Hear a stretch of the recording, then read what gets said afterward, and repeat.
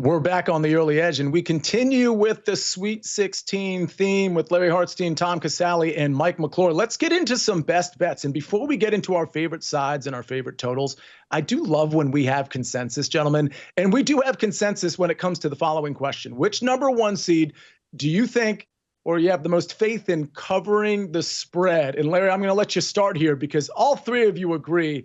We got Florida laying, 6.5 points, depending on where you look, against Maryland, who barely escaped New Mexico. Larry, you like Florida here?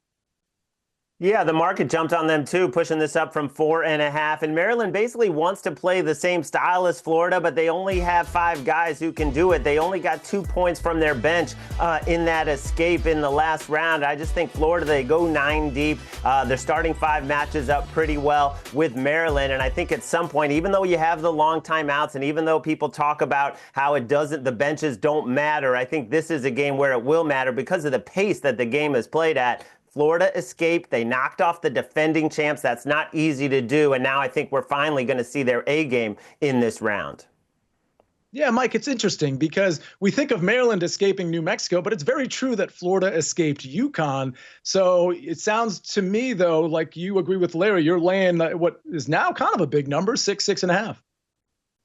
Yeah, it's kind of a big number. Certainly liked it more at 4.5 or 5.5, but I ultimately think that Florida is definitely the better team here. When you talk about the depth, I think that has to be the story. And, when we get to this point in the season, Sia, I like to look at a lot of the metrics and see where the computers might be overrating certain teams. And where I think they're overrating Maryland is the same metric that Tom and I've talked about many times. It's the defensive free throw rate. If you look at what Maryland did this season, they played so well without fouling. However, this matchup against Florida, with the pace of play that we're going to see and the lack of depth, I'm not so sure that they're going to be so elite in terms of keeping Florida off the free throw line. And I think that is personally going to be the difference. I also think it's why some of the computers are overrating Maryland in this matchup. So I would lay the points here with the Florida Gators.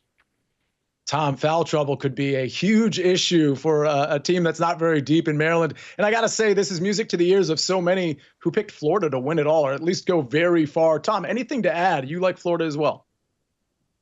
Yeah, I gave out Florida 5.5 when it came out. I couldn't get the 4.5. It didn't last very long. But I agree with what Larry and Mike said. Listen, I thought Florida was a little tight against UConn. Playing the 2-time defending champions, you saw their perimeter shots were short and they couldn't make free throws. That's always a sign to me that a team's a little tight. Then what did UConn do? Slow it down, back cuts. You saw Florida defenders looking around. They were confused. They got behind.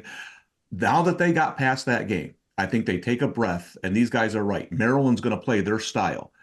They played fast with Alabama and beat them the last 3 times. So if you're going to play fast with Florida, good luck. And I agree 100% with Mike. Florida's coming downhill in this game. And I think this is where the depth for Maryland, the lack of it, comes into play. I think they get into some foul trouble. Look for Florida to pull away here in the second half and cover the 6.5 points. All right, I want to now talk to our favorite Sweet 16 upset, and that's going to transition to our favorite sides and totals. And spoiler alert, Mike, your answer here is the same because you like, as a favorite upset, Arkansas. I do like Arkansas here. I think that they're not properly rated, right? I think it's extremely difficult to go rate them. We talk about this a little bit in every sport. You see it down the stretch in college football some too. If you look at the full body of work, I think the spread is correct. If you look at what you've seen over the last 30 calendar days from Arkansas, and more specifically the last 15, if you're willing to buy into that, I think that this game should be a lot closer to one possession. You've got obviously a legendary coach in John Calipari, but I like the guard play on the side of Arkansas. I really like John L. Davis in this particular tournament. The question is going to be, can the bigs for Arkansas stay out of foul trouble? I don't think that they necessarily can for all of the game, but I do think that John Calipari has enough experience managing situations like that they'll be able to weather those little 2 to 3 minute storms and keep this game a one possession game. So I love Arkansas here with the points. Tom, I'm changing my mind. I think that might be the most compelling game. They're all so interesting. Larry, including yours, Kentucky, Tennessee. We're talking about Tennessee laying 4.5 points. You like the dog in this one? Yeah, they've already beaten them twice. And the thing that jumps out to me is the better defensive team since the start of February has been Kentucky, not Tennessee. Since Kentucky gave up 98 to Ole Miss, they have totally changed things up defensively, led by Lamont Butler. We saw it against Illinois. We saw the steals. We saw the way they turn those into points. And I just think it's another situation for Rick Barnes where there's going to be a lot of pressure on them. Kentucky as the dog. Kentucky has the length to shoot over them. I think Kentucky can get it done. They're the number 10 defensive team in the country since the start of February. Wow, that's a pretty compelling stat. Tom, you agree on the Arkansas take from Mike McClure? Yeah, listen, we were all on shows last week, and we were warning everybody who picked St. John's to go to the Final Four. The Johnnies had one of the toughest second-round matchups in recent history. They were going to play Kansas or Arkansas, right? And those were two of the top 15 teams to begin the season. And I think that's what we're saying here is this Arkansas is closer to the Arkansas we thought we were going to see, not the team that we saw. And I would argue this. If you took away just seedings and everything and you said, give me the team that's played the best in this tournament, I might have to say Arkansas. I thought Kansas played really well and Arkansas beat them. St. John's kept coming at them, kept coming on runs. Arkansas said nope and kept pulling away. I think they've played excellent in this tournament. So 5.5 is too much for me. All right, let's everybody get out your BetMGM app, and because we got to get to our favorite sides and our favorite totals. Larry, I'm going to start with you. Your favorite side for Sweet 16? It's going to be the Michigan Wolverines getting 8.5 and in some cases 9.5 against Auburn. And Auburn just hasn't looked as dominant down the stretch. And they had 5 straight games where they didn't cover. They managed to cover against Creighton very late. But the way Michigan can defend them, they can put one of their bigs on Broome. They don't have to double down and leave the shooters open. So that's going to be a big factor. They're so well coached. You saw they were down double digits against Texas A&M, and they come storming back, getting great play in the backcourt now, not just the two bigs. So I don't expect them to win the game, but even if they're down 14-15, they can come back and cover this spread. And Tom, we talked about this on the front end of the segment, but you like Florida laying the points as your favorite side. Yeah, listen, sometimes I like to bet favorites in the Sweet 16 typically anyway. We shouldn't have a problem this year. It feels like favorites are hitting at a 98% clip.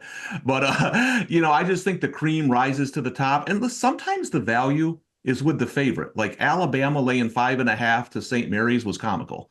So, sometimes that's where the value is. And I think right now the value is with Florida. I kind of think they win rather easily here. Yeah, get in the SportsLine Discord, by the way, because Tom is always in there breaking down college basketball, and he has that flavor you hear here on the show. You hear it or see it on the SportsLine Discord as well. Mike, we're going back to Arkansas. We're taking a dog here, plus 5.5. Yeah, I'm going to take the points here. See, I'm, when I simulate the game, I got the number at 3.5, and you could talk me into having it closer to 2.5. Frankly, I think that Arkansas is just, as we've talked about throughout this segment, they're not properly rated. I am more willing to buy into the recent result on a team like that when you've got a legendary coach, you've got that kind of payroll on the roster, you've got the talent. It's never been a question of the talent. It's just getting it to all work together. So when you see signs of life in those kind of situations, I'm far more likely to buy into that than some underdog story making a Cinderella run, right? And that's not what this is by any stretch of the imagination. I think they match up pretty well in this game against Texas Tech, who I do think is a good team. It's just should not be flirting with 2 full possessions at 5.5 here. Give me the points with Arkansas. All right, we go from underdog to unders. Let's rapid fire this. This is how I know this show is sharp, because I want to go to favorite totals, and the three of you all have unders. Larry, rapid fire, what's your play here? Yeah, Michigan State, Ole Miss, and Tom Izzo turns most games at this time of year into a grinder. They have the number 1 3-point shooting defense in the country, so Ole Miss is not going to shoot 50%, which is what they've done from beyond the arc, and Ole Miss has a top 20 defense as well, so let's go under. Tom Casale, what's your under? I went Arizona team total under 72.5. Duke does not give up easy baskets. They don't foul. They don't turn the ball over. They don't give up points in transition. They make you grind and play a half-court game. I don't think that's Arizona's strength. Give me the under 72.5. Mike McClure, round us out with the third under. BYU team total under 85.5. This is not a personal attack on you, Sia. This is just a big number. A lot of things still have to go right. I know that they will run with Bama for a lot of the game. I don't think that's the recipe to trying to beat Alabama, is to outrun them here. There are so many scenarios where BYU scores 85 points, wins the game outright, or covers the spread, or doesn't cover the spread.